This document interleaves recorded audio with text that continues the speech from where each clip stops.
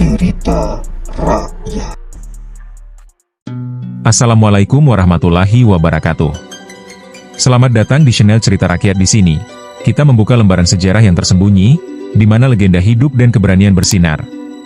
Ini adalah Api di Ujung Galuh, Sunda melawan Jawa, kisah epik tentang perjuangan heroik rakyat Sunda melawan ambisi Majapahit.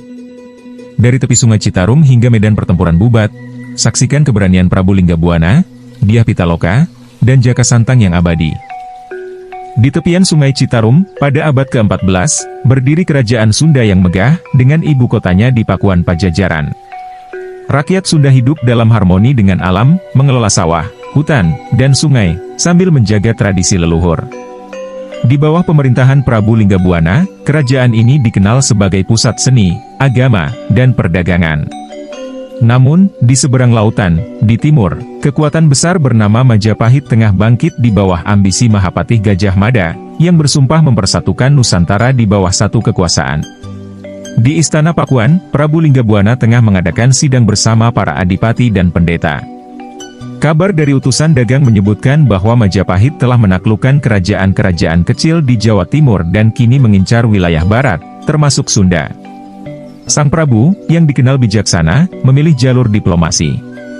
Ia mengutus putranya, Pangeran Wiranata, bersama rombongan ke Trowulan, ibu kota Majapahit, untuk menjalin perjanjian damai. Di desa-desa Sunda, kehidupan berjalan seperti biasa. Seorang pemuda bernama Jaka Santang, seorang pendekar dari kawasan Galuh, menjadi tokoh sentral di kalangan rakyat. Ia dikenal sebagai pembela petani, yang sering menghadapi perompak atau tuan tanah yang sewenang-wenang. Jaka Santang mendengar kabar tentang ancaman Majapahit dari seorang pedagang Jawa, yang bercerita tentang Sumpah Gajah Mada, tidak akan ada kerajaan lain di Nusantara selain Majapahit. Sementara itu, di Trowulan, Pangeran Wiranata disambut dengan kemegahan. Hayam Wuruk, Raja Muda Majapahit, tampak ramah, namun Gajah Mada menyimpan rencana licik. Ia melihat Sunda sebagai ancaman karena pelabuhan Sunda Kelapa yang strategis. Dalam jamuan, Gajah Mada menawarkan pernikahan politik antara putri Sunda, Dyah Pitaloka, dengan Hayam Wuruk, sebagai tanda persahabatan. Namun, ini hanyalah jebakan untuk memancing Sunda ke dalam perangkap. Prabu Linggabuana setuju mengirim Dyah Pitaloka ke Majapahit, bersama rombongan besar yang dipimpin oleh dirinya sendiri. Rakyat Sunda merayakan keberangkatan rombongan ini sebagai simbol perdamaian. Jaka Santang, yang merasa curiga, meminta izin untuk ikut sebagai pengawal, namun ditolak karena tugasnya menjaga Galuh dari ancaman dalam negeri. Rombongan Sunda tiba di Padang Bubat, dekat Trowulan, untuk upacara pernikahan. Namun, Gajah Mada telah menyiapkan pasukan besar. Di malam sebelum upacara, ia memerintahkan serangan mendadak. Pasukan Sunda, yang tidak siap, kewalahan. Prabu Linggabuana dan Pangeran Wiranata bertarung mati-matian, tetapi jumlah musuh terlalu banyak. Dalam keputusasaan, Dyah Pitaloka, yang mahir dalam ilmu bela diri, mencoba melindungi ayahandanya, namun akhirnya gugur di samping sang Prabu. Kabar tragedi Bubat sampai ke Pakuan melalui seorang prajurit yang lolos. Rakyat Sunda berduka, dan kemarahan membakar hati mereka. Jaka Santang, yang merasa bersalah karena tidak ikut, bersumpah untuk membalas dendam. Ia mengumpulkan para pendekar dari Galuh, Banten, dan Cianjur, serta meminta bantuan dari suku Baduy, yang dikenal sebagai pejuang tangguh. Gajah Mada, yang kini menganggap Sunda lemah, mengirim pasukan besar untuk menaklukkan Pakuan. Jaka Santang, yang diangkat sebagai panglima oleh Adipati Galuh, merancang strategi gerilya. Ia memanfaatkan hutan lebat dan Sungai Citarum sebagai perangkap alami. Rakyat Sunda, dari petani hingga nelayan, bersatu untuk mempertahankan tanah air mereka. Pertempuran besar terjadi di tepi Citarum. Pasukan Majapahit, yang terbiasa dengan medan terbuka, kesulitan menghadapi serangan mendadak dari hutan. Jaka Santang memimpin dengan gagah berani, menggunakan tombak dan keris pusaka. Dalam salah satu serangan, ia berhadapan langsung dengan seorang panglima Majapahit, yang akhirnya dikalahkannya dalam duel sengit. Namun, kemenangan tidak datang mudah. Banyak pejuang Sunda gugur, termasuk sahabat Jaka Santang, seorang pendekar muda bernama Rangga. Di tengah pertempuran, Jaka Santang menemukan sebuah gulungan surat dari Gajah Mada, yang mengungkapkan bahwa serangan ke Sunda hanyalah bagian dari rencana besar untuk menguasai seluruh Nusantara. Setelah pertempuran berdarah, pasukan Majapahit mundur karena kehilangan banyak prajurit dan logistik. Sunda berhasil mempertahankan kemerdekaannya, namun dengan harga mahal. Pakuan dirundung duka atas kehilangan Prabu Linggabuana dan Dyah Pitaloka. Jaka Santang, yang kini dihormati sebagai pahlawan, menolak tawaran untuk menjadi raja. Ia memilih kembali ke Galuh, menjalani hidup sederhana sebagai pendekar. Di Majapahit, Hayam Wuruk, yang tidak menyetujui rencana keji Gajah Mada, memerintahkan gencatan senjata dengan Sunda. Sebuah perjanjian damai ditandatangani, meski kedua belah pihak tahu bahwa ketegangan masih membayang. Rakyat Sunda membangun kembali kehidupan mereka, dengan semangat yang ditempa oleh pengorbanan para pahlawan. Setelah pertempuran sengit di tepi Sungai Citarum, Sunda berhasil mempertahankan tanahnya, tetapi luka perang masih terasa di mana-mana. Desa-desa yang dulu ramai kini sepi, hanya suara tangis ibu-ibu yang kehilangan anak dan suami yang terdengar di malam hari. Jaka Santang, meski dipuja sebagai pahlawan, tidak bisa menikmati kemenangan. Hatinya terbebani oleh kematian sahabatnya, Rangga, dan ribuan nyawa yang hilang.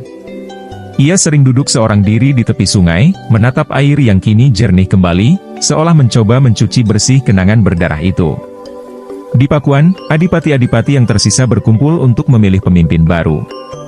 Tanpa Prabu Linggabuana dan Pangeran Wiranata, kerajaan membutuhkan sosok yang bisa menyatukan rakyat. Nama Jaka Santang disebut berkali-kali, tetapi ia menolak dengan tegas. "Saya bukan raja," katanya dengan suara rendah. "Saya hanya seorang pendekar. Pilihlah seseorang yang bisa membawa kedamaian sejati." Akhirnya, seorang adipati muda bernama Ki Danusela, yang dikenal bijaksana dan rendah hati, diangkat sebagai raja baru dengan gelar Prabu Danusela.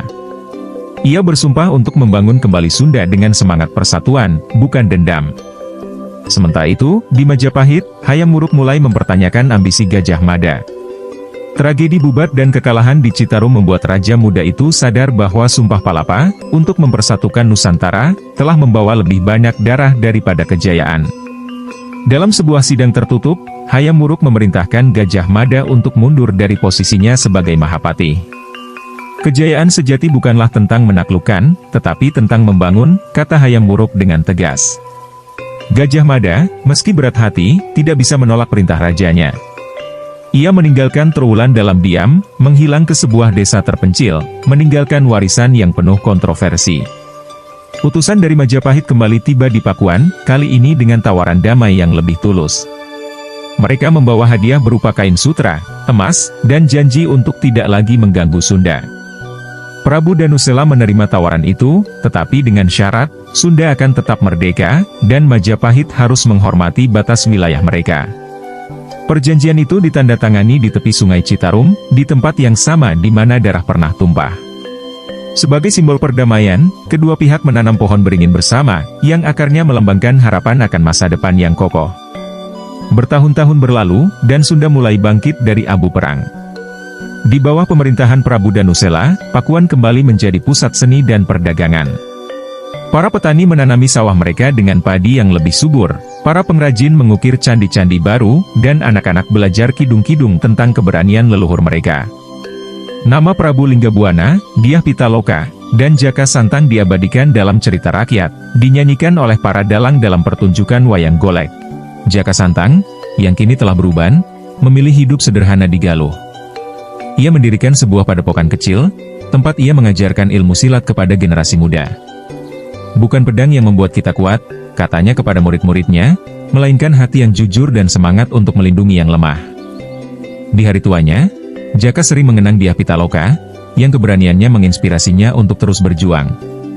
Ia percaya, roh putri itu masih menjaga Sunda dari langit. Di Majapahit, Hayam Wuruk memimpin dengan pendekatan yang lebih bijaksana. Ia mengirimkan para pendeta dan seniman ke Sunda, untuk bertukar ilmu dan budaya. Hubungan antara kedua kerajaan perlahan membaik, meski kenangan pahit perang Bubat tidak pernah benar-benar hilang. Sebuah candi kecil didirikan di Padang Bubat, sebagai monumen untuk mengenang mereka yang gugur, baik dari Sunda maupun Majapahit. Cerita ini berakhir dengan pemandangan Sungai Citarum yang tenang, dikelilingi oleh sawah hijau dan rumah-rumah panggung khas Sunda. Di kejauhan, pohon beringin yang ditanam sebagai simbol damai kini telah tumbuh besar, akar-akarnya mencengkeram tanah dengan erat. Suara gamelan terdengar samar, bercampur dengan tawa anak-anak yang bermain di tepi sungai. Sunda dan Jawa, Meski pernah bermusuhan, kini belajar untuk hidup berdampingan, membuktikan bahwa bahkan dari luka terdalam, harapan bisa tumbuh. Itulah kisah api di ujung Galuh, Sunda melawan Jawa, di mana keberanian dan pengorbanan menjadi api abadi di hati rakyat. Dari Sungai Citarum hingga Padang Bubat, warisan ini tetap hidup. Terima kasih telah menonton di channel Cerita Rakyat. Jangan lupa like, subscribe channel ini, dan aktifkan lonceng notifikasinya agar tidak ketinggalan cerita Nusantara yang menginspirasi. Sampai jumpa di cerita berikutnya.